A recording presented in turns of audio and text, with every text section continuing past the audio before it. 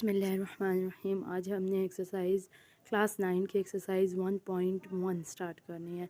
इसके previous lecture में मैंने आपको इसकी तारीफ़ें करवाई थी। आज हमने एक्सरसाइज स्टार्ट करनी है जिसके रिलेटेड है। क्वेश्चन नंबर 1 है, list the order of following matrices. A is equal to क्या है, 2 -5 3 और 6। मतलब इसमें क्या है, दो कॉलम्स हैं और कितनी हैं, दो कतारें हैं।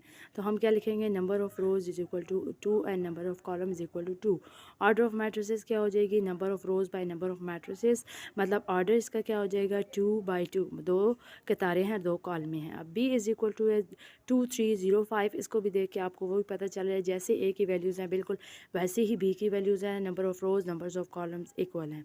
सी इज़ इक्वल टू है 2 एंड 4। अब इसमें क्या है, दो कॉलम्स है और एक कतार है, रो एक है, रो 1 और कॉलम 2। ऑर्डर क्या हो जाएगा इसका, आपको पता है। D is equal to 4 0 6। इसमें क्या होगा, नंबर ऑफ़ रोज़ 3 है, नंबर ऑफ़ कॉलम्स क्या हो जाएगी 1। ठीक है। ई इज़ इक्वल टू है, ई इज़ इक्वल टू है A B C D E F. इसमें क्या है, कतारों की तादाद 3 और कॉलम की तादाद 2 है, तो इसका ऑर्डर क्या हो जाएगा 3/2। ई इज़ इक्वल टू 2 है, ए की एंट्रीज़ है, तो इसमें क्या होगा, number of rows equal to 1 and number of column is equal to 1। Order of matrices क्या हो जाएगा 1/1। जी क्या है, इसमें नंबर और रोज़ और कॉलम्स बराबर है। देखें 3 रोज़ हैं और 3 कॉलम्स हैं, तो इसकी ऑर्डर मैट्रिसेस क्या हो जाएगी 3/3। इनकी रोज़ एंड कॉलम बराबर है, तो इसकी ऑर्डर ऑफ मैट्रिसेस भी हो जाएगी 3/3 इक्वल हो जाएगी। अब एच है 2 3 4 1 0 6। इसमें क्या है, 3 कॉलम्स हैं, 2 रोज़ हैं, तो क्या होगा, number of rows is equal to 2, number of columns is equal to 3। Order of matrices क्या हो जाएगा 2/3। देन क्वेश्चन नंबर 2 है, find which of the following are equal matrices. को कौन सी मैट्रिसेस है उसके जो अरकान हैं वो बराबर हैं।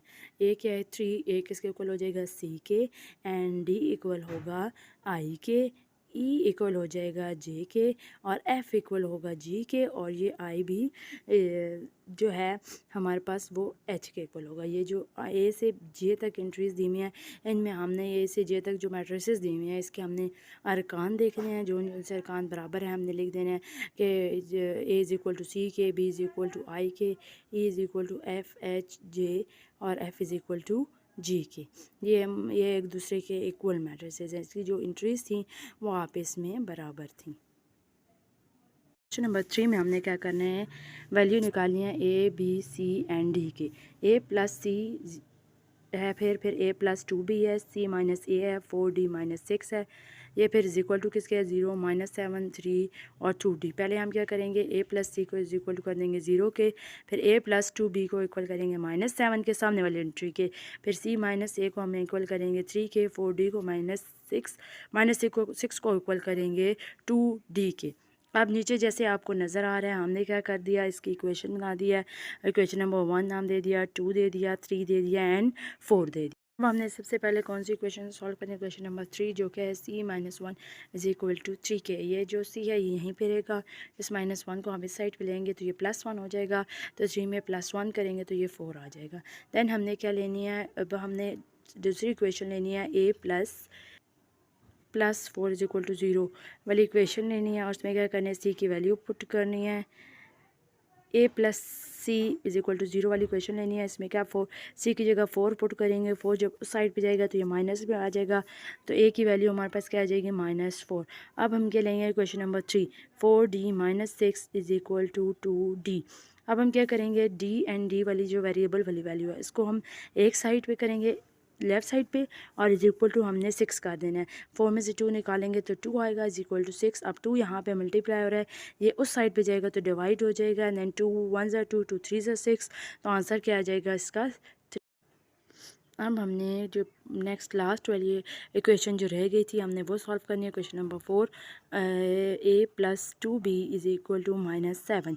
ए की वैल्यू आपको पता है, हमने इसमें -4 लगा देंगे, 2b यहीं पे रहेगा, -4 को इक्वल के उस साइड पे लेके जाएंगे तो ये क्या हो जाएगा, उस साइड पे लेके जाएंगे तो ये +4 हो जाएगा, -7 में से 4 माइनस करेंगे तो -3 आ जाएगा। 2b अब यहाँ पे क्या हो रहा है, हमारे पास मल्टीप्लाई हो रहा है, जब हम इसको इस साइड पे लाएंगे तो ये डिवाइड हो जाएगा, -3/2 इसका आंसर होगा। अब आप देख सकते सकते हैं कि इसमें कटिंग नहीं हो रही, तो इसलिए इसका आंसर क्या हो जाएगा, b इज़ इक्वल टू -3/2। अब आपके पास ए का आंसर भी आ गया, बी का भी आ गया और सी का भी आ गया, डी का भी आ गया। आप देख सकते हैं। जज़ाकल्लाह।